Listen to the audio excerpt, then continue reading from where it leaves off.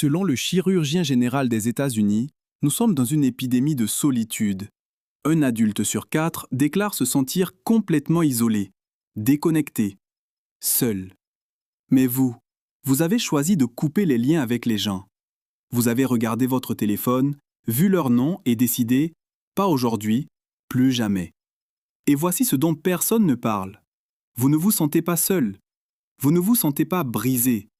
Vous n'avez jamais été aussi en paix. Alors, quand cela a-t-il commencé? Quand êtes-vous devenu la personne qui s'éloigne et ne regarde pas en arrière? Vous n'avez pas toujours été comme ça. Il fut un temps où vous étiez la personne fiable, l'ami qui répondait à 2 heures du matin, le membre de la famille qui maintenait la paix, le partenaire qui absorbait les problèmes de tout le monde comme une éponge. Vous étiez celui qu'on appelait quand tout s'écroulait, et vous répondiez à chaque fois. Vous écoutiez les mêmes plaintes, donniez les mêmes conseils, les regardiez les ignorer et revenir quand même, jusqu'au jour où quelque chose a changé. Vous n'avez pas décroché le téléphone, et le monde ne s'est pas effondré. Il est en fait devenu plus calme. Ce moment-là n'était pas une faiblesse. Votre cerveau faisait exactement ce pourquoi il a été conçu. Les psychologues ont un nom pour cela. Le docteur Stephen Porges l'appelle la théorie polyvagale. Votre système nerveux possède différents modes, et l'un d'eux est conçu spécifiquement pour la protection. Lorsque vous avez été trop souvent vidé, lorsque les gens ont pris plus qu'ils n'ont donné, votre cerveau n'attend pas la permission. Il bascule en interrupteur. Il vous fait passer du mode d'engagement social à ce que les chercheurs appellent la réponse vagale dorsale. En termes simples, arrêt, retrait, conservation. Pas parce que vous êtes brisé, parce que votre système nerveux fait son travail. Protégez votre énergie comme si c'était une ressource limitée. Ce qui, soit dit en passant, est vrai. Mais voici la question. Où votre système nerveux a-t-il appris, au départ, que les gens représentaient une menace? Pour beaucoup d'entre nous, la réponse remonte plus loin que nous aimerions l'admettre. Peut-être avez-vous grandi en lisant la pièce avant même de savoir lire des livres, en scrutant le visage de vos parents dès qu'ils franchissaient la porte, apprenant que l'humeur de quelqu'un pouvait changer toute l'atmosphère de votre maison. Le psychologue Murray Bowen a appelé ce schéma la coupure émotionnelle. C'est ce qui se produit lorsqu'un enfant apprend que la proximité a un coût, que l'amour et l'imprévisibilité vont de pair. Alors vous vous êtes adapté. Vous êtes devenu celui qui pouvait sentir la tension avant que quiconque parle. Celui qui a appris que l'endroit le plus sûr était souvent la solitude. Et maintenant, à l'âge adulte, ce même schéma réapparaît chaque fois que quelqu'un s'approche trop près. Ce n'est pas un défaut, c'est un plan que votre jeune moi a tracé pour survivre. Mais voici où cela se complique. Parce qu'il existe une réelle différence entre se protéger et construire des murs qui éloignent tout le monde. Voici la vérité honnête. Tous les actes de rupture de lien ne se valent pas. Les Centers for Disease Control rapportent qu'un isolement social prolongé augmente votre risque de maladie cardiaque de 29%, d'accident vasculaire cérébral de 32%. Ce n'est pas seulement émotionnel, c'est physique. Mais voici ce qu'on ne vous dit pas. Être entouré des mauvaises personnes peut être tout aussi nuisible. Alors, comment faire la différence? Les murs bloquent tout le monde.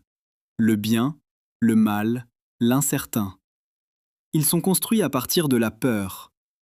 Les limites sont sélectives. Elles sont construites à partir de la conscience de soi. Si vous avez coupé quelqu'un et ressenti un soulagement, c'est une donnée. Si vous avez coupé quelqu'un et ressenti la paix, ce n'est pas de l'isolement, c'est de la protection. La question n'est pas de savoir si vous devez laisser entrer les gens. C'est de savoir quelle personne mérite d'avoir accès à votre paix. Et il y a de fortes chances que vous sachiez déjà exactement qui sont ces personnes. Vous les observez depuis des années. Voici quelque chose de fascinant à propos des personnes qui coupent les autres. Vous ne le faites pas au hasard. Vous le faites parce que vous êtes devenu incroyablement doué pour reconnaître les schémas. Cet ami qui n'appelle que lorsqu'il a besoin de quelque chose. Vous l'avez repéré dès le 2e mois. Ce membre de la famille dont les compliments viennent toujours avec des conditions. Vous avez appris leur rythme il y a des années. Cette personne qui vous inonde d'amour puis disparaît. Vous avez vu le cycle avant même qu'il ne se termine. Une étude de 2023 dans Nature Neuroscience a révélé que les personnes ayant subi un stress émotionnel précoce développaient une activité accrue dans les régions cérébrales responsables de la détection des menaces. En d'autres termes, votre cerveau est devenu très bon pour lire les gens. Des chercheurs de l'Université de l'Iowa ont découvert que le lobe frontal, la partie responsable des décisions sociales complexes, travaille en sur-régime chez les personnes ayant ce type d'expérience. Vous n'êtes pas paranoïaque, vous n'êtes pas trop sensible. Vous traitez l'information sociale à un niveau auquel la plupart des gens n'accèdent même pas. Cette capacité à sentir quand quelque chose cloche, ce n'est pas un défaut.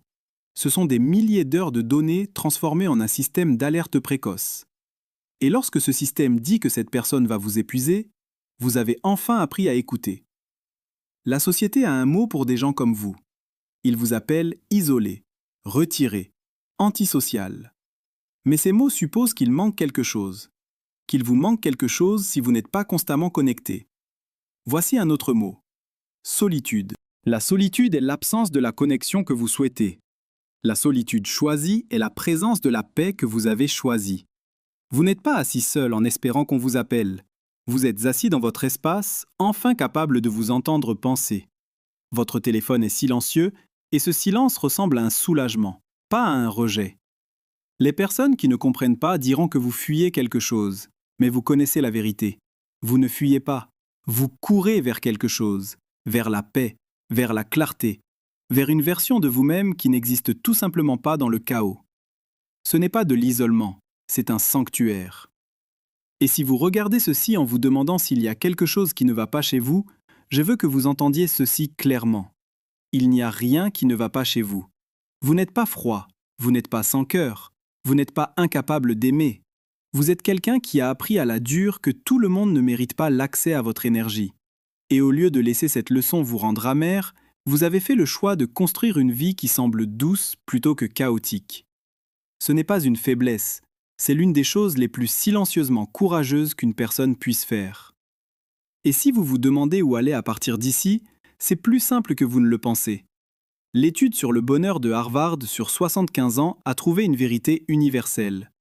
Ce n'est pas une question du nombre de personnes dans votre vie, c'est une question d'avoir les bonnes personnes.